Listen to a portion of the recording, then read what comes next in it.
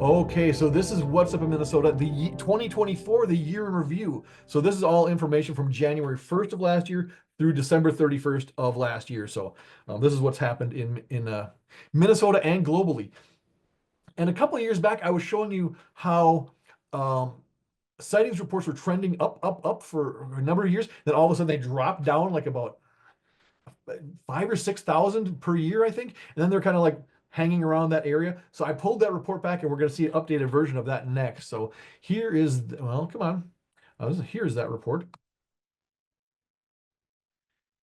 Here's, no, maybe it's coming up. Um, so overview of 2024 cases. We had 52 cases submitted in 2024 compared to 89 in 2023. Now you remember back for about 3 months at the beginning of the year, our database was just not accessible. People couldn't send us reports. So if you look at that, they couldn't send us reports for 3 months, and our number of cases almost cut in half.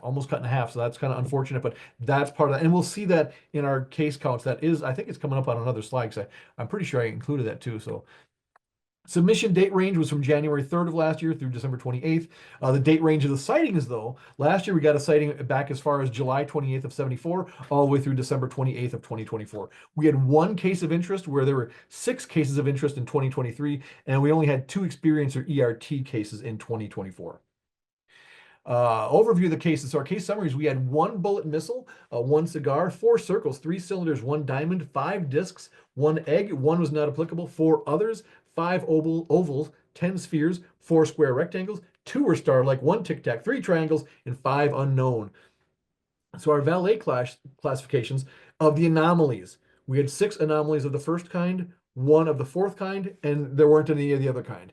Close encounters, we had 12 of the first kind, and that was it. We didn't have any second, third, fourth, or fifth close encounters last year. Flybys, we had 12 flybys of the first kind, 2 of the second kind, 1 of the third kind, and then no fourth and no fifth. Maneuvers, we had 18 maneuvers of the first kind, and that was it for maneuvers. We didn't have any other types of maneuvers. Now our qualifiers, those are the little letters that MUFON's now putting after our case numbers, indicating aliens, entities, UFOs, and extra experience or questionnaire. They'll put those on there. You could have 0, 1, or all of them on there. We had 1 that was an alien experience or questionnaire case. We had 1 experience or entity case, and 48 UFO cases. That's the kind of qualifiers we had in 2024. Overview of 2024 cases. Of those cases, and I pulled this information on the 10th, we still had 1 from 2024 that was just assigned, 48 were completed, and 3 were in progress. Dispositions, this is only for completed cases. We had 12 IFOs, 1 information only, 2 insufficient datas, and 32 unknowns. That's how we closed out the cases from 2024. Our 2024 field investigators, who did all this stuff. So Anna Scott was leading off the team, followed by one of our newer field investigators, Jamie Flood, Jared Nelson, Linda Folkerts Maleka, Peter Collins, Preston Matke, Steve Hero, myself, and Bill McNeff. They're the people that did all of our field investigations this year. Let's give them all a big round of applause for all the work they do. It'd be nice if I could mention the field investigators every month, and I don't. So I really try to make sure that I mention them in the year in review, because without field investigators, MUFON's not much more than a social club, and that's not what we're here for. So we like the social aspect, but we're here to actually investigate cases for people. So those are the people who investigated cases for us in 2024. Here's a chart I was thinking of. So look at this. Back in 2010, we had 5,623, and we were growing nicely all the way up to 2015, when we hit 10,896. And then we had this big drop down to 7,342. Then we kind of stayed in that range for a while. And then last year, 2023, we actually jumped up to 8,332. And I was really looking forward to this year, seeing that number go up again. But now we're seeing that great big drastic drop. If you look, 2023 was 83.32. Now 2024 was 43.41, almost a cut in half.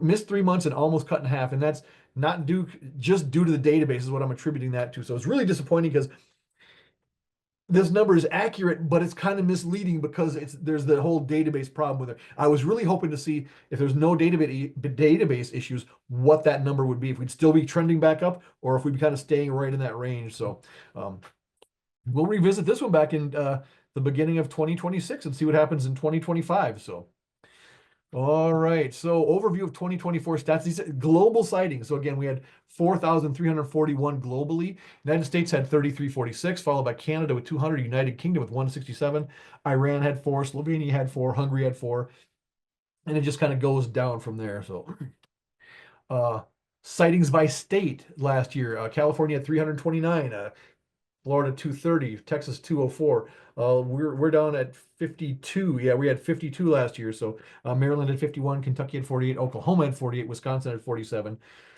So that 52, I tell people that an average year for Minnesota, and I haven't actually gone back to track this specifically, but an average year for Minnesota, I would say is about 80. 80 to 90 is average. So 52 is again a big drop for us. So, and it's not just people didn't have access to the database. Because I think it was also they didn't have access to it, and then A, when it came back up, they didn't know it came back up, and I think B, also when it came back up, they either had forgotten about it, forgotten about us, or just weren't interested in reporting it anymore. So just that 3 month block of not being able to report had a much bigger, had a ripple effect of decrease in sightings, in my opinion. So Shapes reported 710 circles, 614 spheres, 368 were unknown, and 366 others, down to 16 blimps, 13 cones, and 8 crosses. And that's the entire list. So a lot fewer shapes. Usually at the end of the year, the shapes is almost a full list of all the shapes that MUFON recognizes. This is all the ones that we had. And this is the entire list of what we got in this year. So distant sightings. Um, that should be 2024 stats, not 2023. Under 100 feet, we had 522. 101 feet to 500 feet, 487. 501 feet to a mile was 756. Over a mile, 918. Unknown was 849, and no value was 164. 118 landings, hoverings, or takeoffs reported, and 167 entities observed. And I've said this in the past. Generally, to me, an average number of sightings that entities observed is usually in the mid 30s.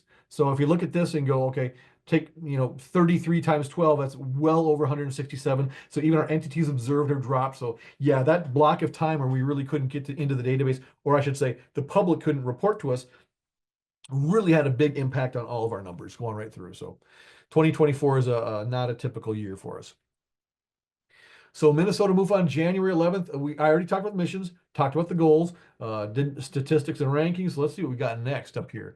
Now we got the stuff for our current month. So this is from December 14th, the day of our last meeting, through yesterday. So we're all current on this stuff now.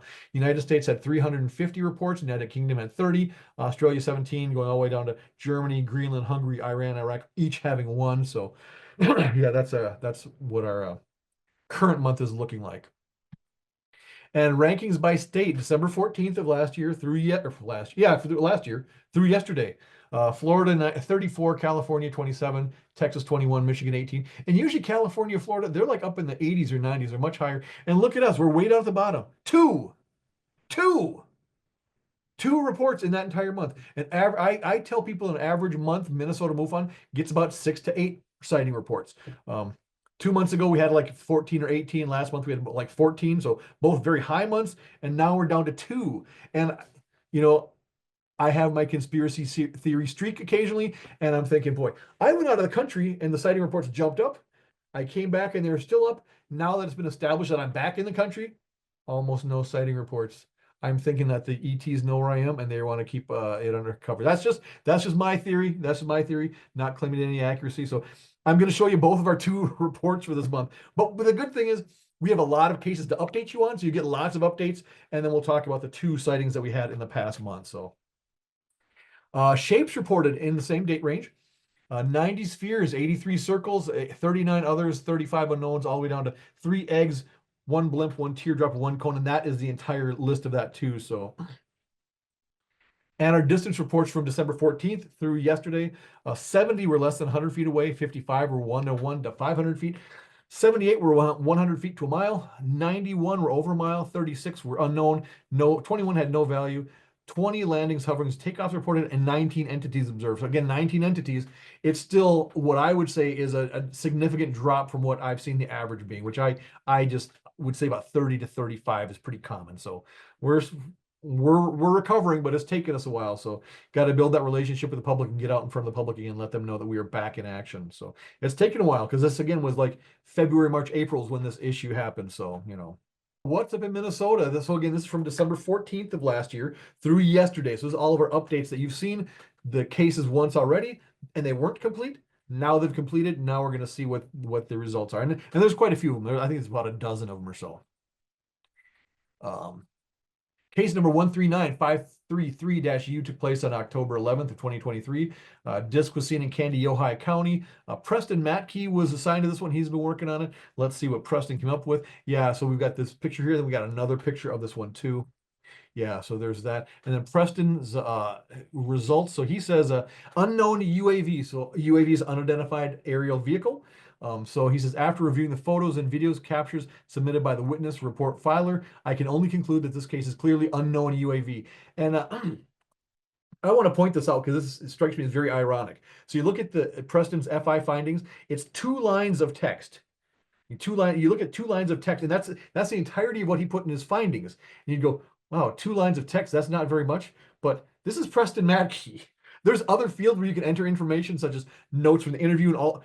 He has pages and pages and pages worth of content in the report that he finished up because he's so detail oriented. He's so meticulous. He goes through every little thing. He documents everything so well. I thought it was kind of funny that he's got all this information in the report side of the case, but when it gets down to his bottom line findings, he's got 2 lines. So when you see these 2 lines, don't think Preston didn't put a lot of work into this, because Preston put a lot of work into investigating this case. You really did. I mean, there's a lot of stuff in there. Any of you field investigators who want to go out and look at the case and look at Preston's stuff on sheet 30, you'll see there's a lot of stuff in there. These 2 lines do not do justice to all the work that Preston did. So Preston, thank you for all the wonderful work you always do for us. So case number 139872-U took place on November 30th, 2024. Sphere was seen in Hinckley. Jamie Flood, one of our newer field investigators, was working on it. Let's see what Jamie found out on this one. Oh yeah, so she's got that one, I think just one picture on this one. So she called it a completed IFO man-made object. So and this I think is her entire conclusions. First thing I did was look at a flight database to see if there's anything flying at that location where the witness observed the object. There was a JetBlue Airway bus, JBU 2833, flying to the southwest of the witness's location. Its ground speed was around 423 KT and an altitude around about 34,000 feet. Second thing I looked into was to understand why this jet appeared so unusually bright and then suddenly disappeared from the witness's view. I have determined that the brightness was caused by the setting sun reflecting off the jet once the angle of the sun to the jet no longer lined up properly with the witness's location. To continue reflecting the sun in his direction, the sun dipped too far below the horizon, jet moved too far away, etc. The Airbus would then have likely appeared to blink out. Think of, when someone's flashing a mirror, doing mirror signals, it'll get really bright when the angle's right, but change the angle and it either gets much dimmer or goes away. So I think it's a great analogy. So thank you, Jamie, for your work on that. We certainly appreciate having you on board and for the work that you're doing for Minnesota MUFON. Case number 139937-U took place on October 10th of 2024. A Tic Tac was seen in Pipestone. And Steve Hero was working on it, so that's the one thing. If Steve Hero's working on a case, the case is going to get done. There's no 2 ways about that. He's a monster. He eats these cases alive. He just goes right through them. So let's see what Steve determined. So, oh yeah, there are several pictures. In this one, I don't see the object. It's clear the object in the other slide, so I'll show you the other slides too. You can clearly see what we're looking at here. So. And even though it's redundant or you didn't see anything in the first one, I like trying to be transparent, show you everything the witness is submitting to us, just so we're being really upfront with what's being reported to us. So I think they cropped that one and zoomed in on that. So he's completed unknown UAV. So Steve says, according to Flight Radar 24, there were no aircraft in that area at that time. So that rules out any conventional aircraft. The unusual shape and flight characteristics lead me to classify this as an unknown UAV. Stephen T. Hero, field investigator. So thank you, Steve, for your work on this case and all the incredible work you've done for Minnesota MUFON over the years. We certainly appreciate having you and your experience and your knowledge and commitment on board. Thank you, Steve. Case number 139974-U took place on September 29th of 2020. So got a little bit of age on this one. Took place in Crow Wing, red-orange balls of light moving horizontally, unlike military flares. Peter was working on this one. Peter has concluded this one. Let's see what Peter has to say. Disposition unknown others. So his FI findings, see my notes on case. And actually, this is Jared who's doing this. So started with Peter. Jared picked it up. See my notes on case number 139975. That's the next case I'm going to show you. So we'll show you that. But he and the witness talked about several different incidents that happened to him over the years, including this event. He reviewed the video footage. Although it is possible the witness caught several aircraft flying around Route Q-140, an instrument route for aircraft. It is unlikely the aircraft would have been reflecting the sun for as long as it did, nor would the aircraft have their landing lights on at altitude. One forgetting and leaving it on, I understand, but not three in a row. So there's three objects and they were all doing the same thing. It does look very much like sun glint would be the case. However, the light or reflection did not change over the course of flight and was steady from horizon to horizon, or for as long as the witness saw them.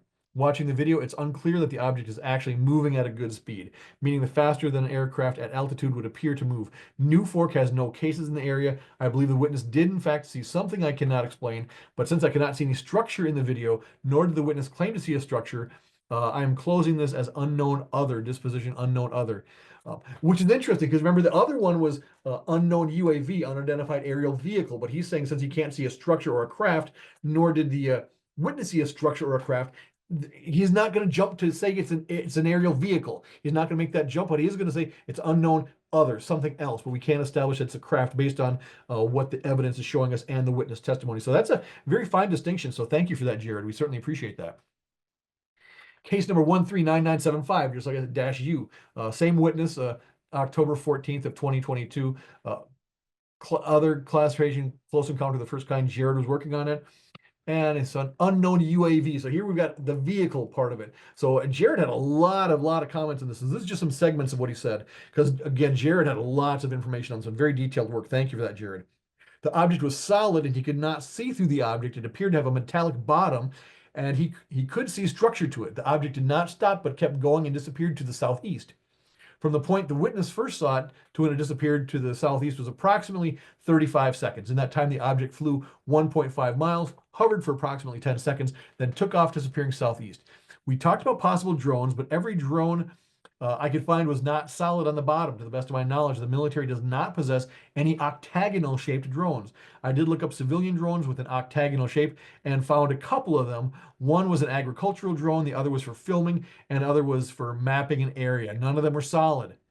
Although the Brainerd Airport was only 1.5 miles away and the directing wind in which this object first took off from, I believe the witness did indeed see an unknown UAV. The speed of the object, the proximity to the witness of the object, the witness's description of the object, the witness's past of observations of other objects, along with the witness temperament and curiosity is why I'm using for judgment. Case closed, unknown UAV, Jared Nelson. So thank you very much, Jared. That all makes a lot of sense.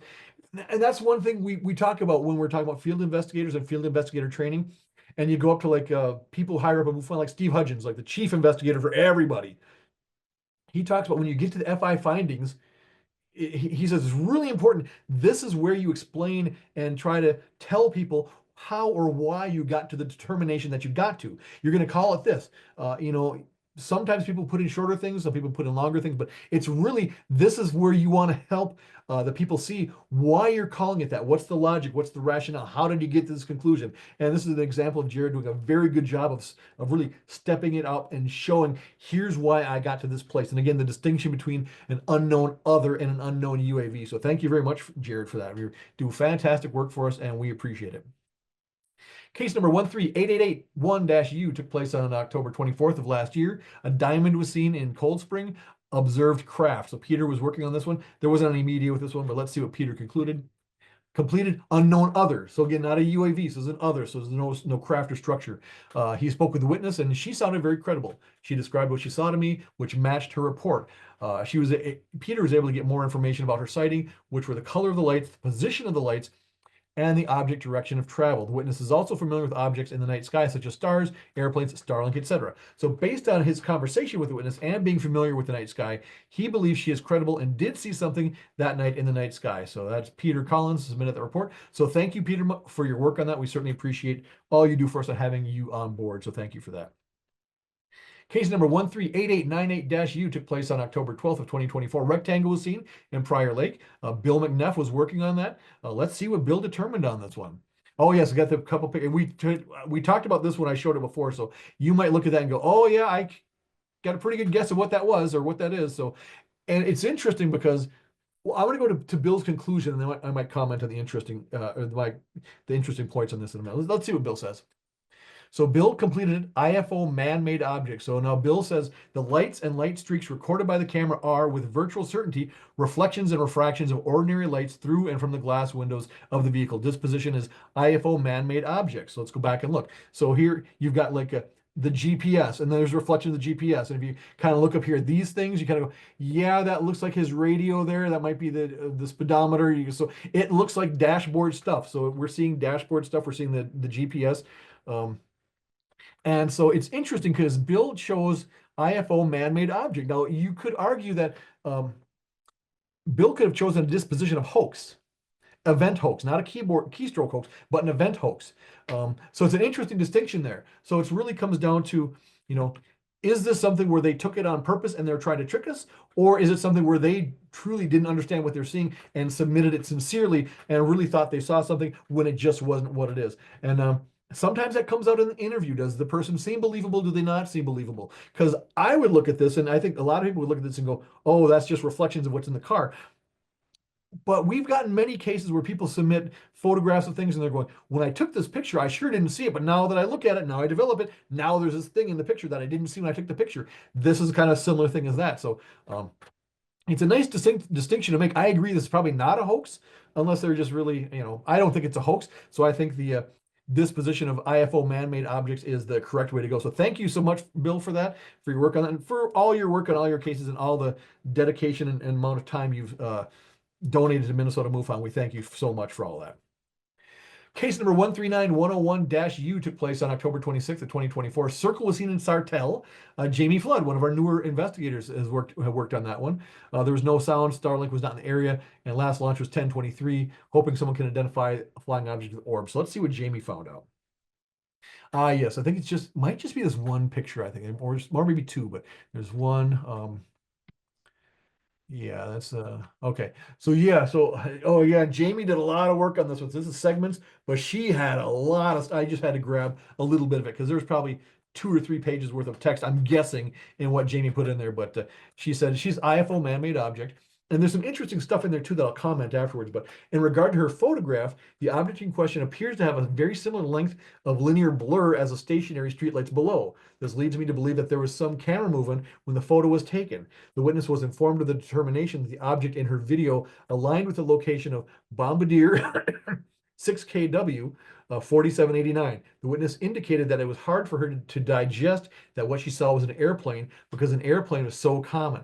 She again referenced all the other witnesses who had seen it and found it strange.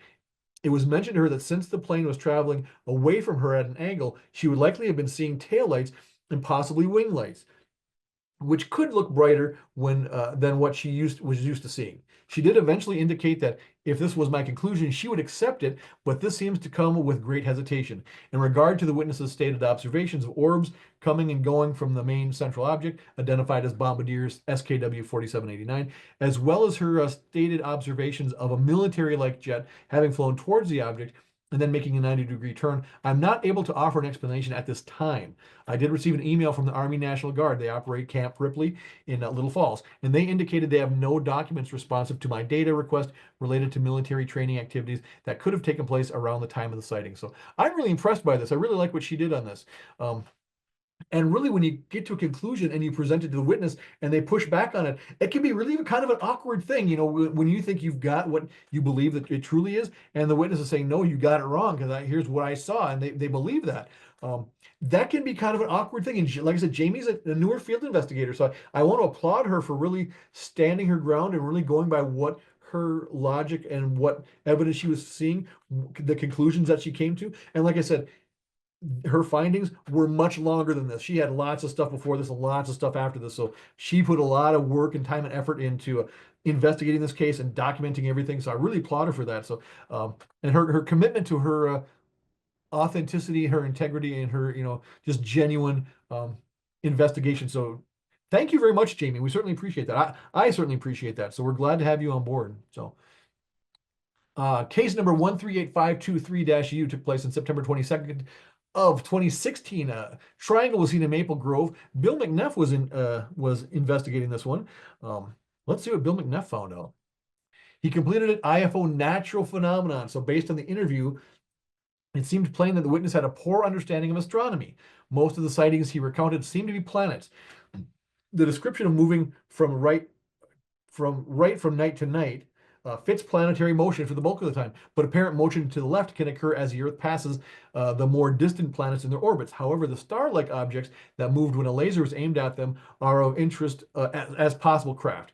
Witness was aware that lasers should not be aimed at human-built aircraft. 10/8/2024 disposition IFO natural phenomenon. Bill McNeff. So a couple things here.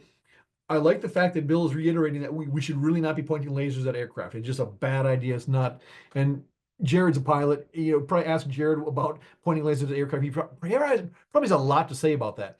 The other thing that I want to point out is the description of moving to the right from night to night, and then it moving back to the left. What Bill's describing is what's commonly referred to as retrograde motion. You'll hear the term retrograde motion. So that's the planets as you watch it from night to night. Oh, you see it in relation to the other stars. It seems to be moving to the left. But then a couple nights later, it either seems to stop or it starts moving back the other direction. So that other direction is the retrograde, and then it'll go back and start continuing on the original direction again. That's because both our planet and that planet are rotating around the sun, and our changes our angles are just changing up. So from night to night, it'll be appearing to move one way, and then as we're both moving around the sun, it'll appear to be moving back, and then it'll start in the other direction. So, and again, they're stationary when you look at them. So it's a comparison from one night to the next night. So it's not like you're seeing it moving back and forth at a single viewing, but over the course of several evenings, you'll see it change directions. That's retrograde motion. So. And that's your Astronomy 101 lesson for today, my friends. Thank you so much for that. Okay, let's go. Quit screwing around. We got cases to talk about. Case number 138686-U took place on September 30th of 2024. Unknown shape was seen in Savage. Bill McNeff was working on that one. Let's see what Bill found out on this.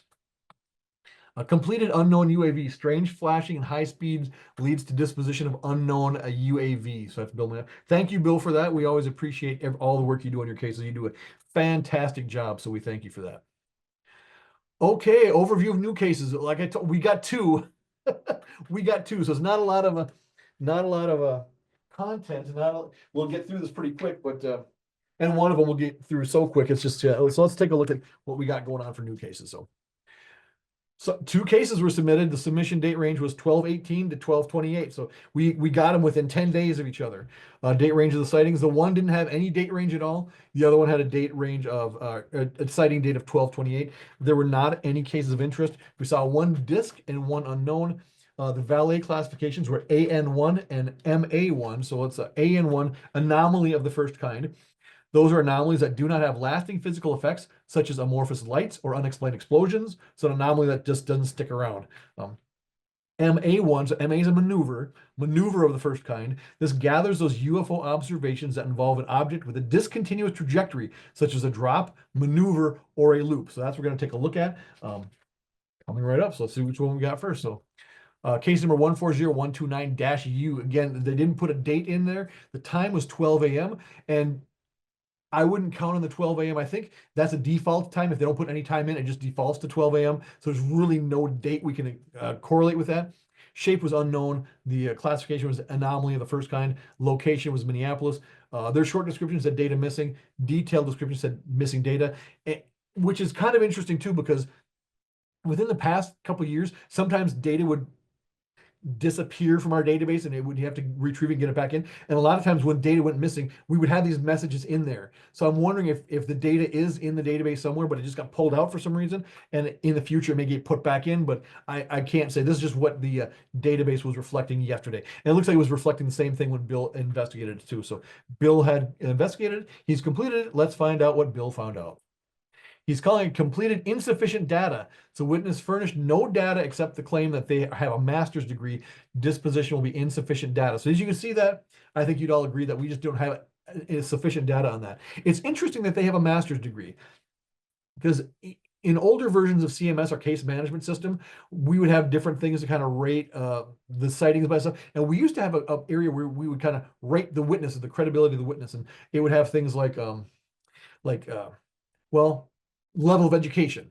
were they in the military? Were they a police officer? So you'd have those different things, and by those boxes you checked off, it would rate the credibility of the witness, which isn't really fair. But this person did have a master's degree, so just based on that, and I don't remember the exact categories or what the ratings were, but master's degree would elevate that person to be a more credible witness. So that's interesting that's how that all panned out. So, and I could see someone with a master's degree being very uncomfortable sharing their sighting and story with a UFO investigation organization. So that seems plausible to me. So, and let's check out case number 140287. Took place on December 28th of 2024, 6:05 p.m. A disc was seen, maneuver of the first kind in Minneapolis. They didn't put in any short description at all. They just put an NA. But this is their entire detailed description. I thought I seen something white fall from the sky in my peripheral vision. I turned and looked, and that's when I seen the object. It shifted rapidly in straight lines with short bursts. It slowly started a diagonal line to my left and zipped away. It was so fast it seemed just to disappear. Still images are screenshots from slowing the video down. Steve Hero worked on it. Steve Hero completed it. So we've got, I think, 4 images, and we do have video. So I'll show you the video. But the video looks very much like the screenshot. So let's take a look at these. And this is very much like images and photos we've seen before of just a black background, white circle. It looks like rings, and the rings can be very deceptive because it looks like, oh, it's a circular object with the rings on it. And that's what it looks like. But so it's at night, obviously. There's a object out there that's either got a light or is bright. And when you've got that big contrast between the background and the object, the camera is generally, especially the better cameras, they're working really hard to get a good image. So they're trying to focus on it to get a good, clear image. Because of that contrast of the light and dark, it's hard to do that for the camera. And a lot of times that could have a shape that's not circular, but it comes out that way because it's trying to get the image. And the whole kind of ring shape, that may not be indicative of what was actually there too. So we see this a lot, but it's hard to determine exactly what that is. And again, another similar one, circular black background with a bright image and fuzzy. And again, that, and then this right here. And I'm going to stop sharing this. I'm going to go to the video. The video is not too long, so and I'm hoping you can all see that. And I'm going to click the button right now.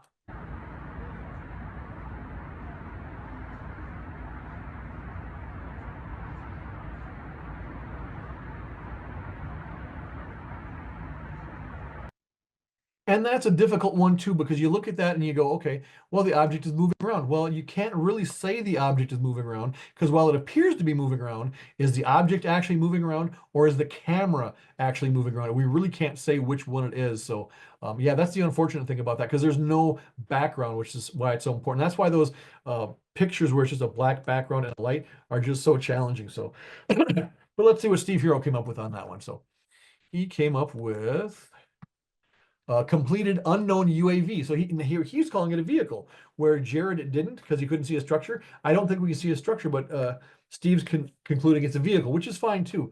The witness seemed sincere and anxious to tell his story because he had never seen anything like that before. He definitely described a disc. So, okay, so the witness is describing a structure. So we don't see it in the picture. Again, could be camera artifacts and things going on there. Disc with erratic flight movements. Again, so it did look somewhat erratic, but was that all the vehicle, or was that the hand movements of the person holding the camera? It's hard to say because we don't have that background at all. So therefore, the classification is unknown UAV. Also, according to MacNoms, there was a helicopter in the area afterwards, but it was a medevac copter. So that's Steve Hero's conclusion on that unknown UAV. So thank you, Steve, so much for that. We certainly appreciate it. Great job. And that's what's up in Minnesota. So not a lot of new cases, but we got caught up on a lot of other cases that were out there. Take good care of yourselves. Take good care of each other. Have a good night, and we'll see you next month. Until then, keep your eyes on the skies, Minnesota MUFON, and we are out of here.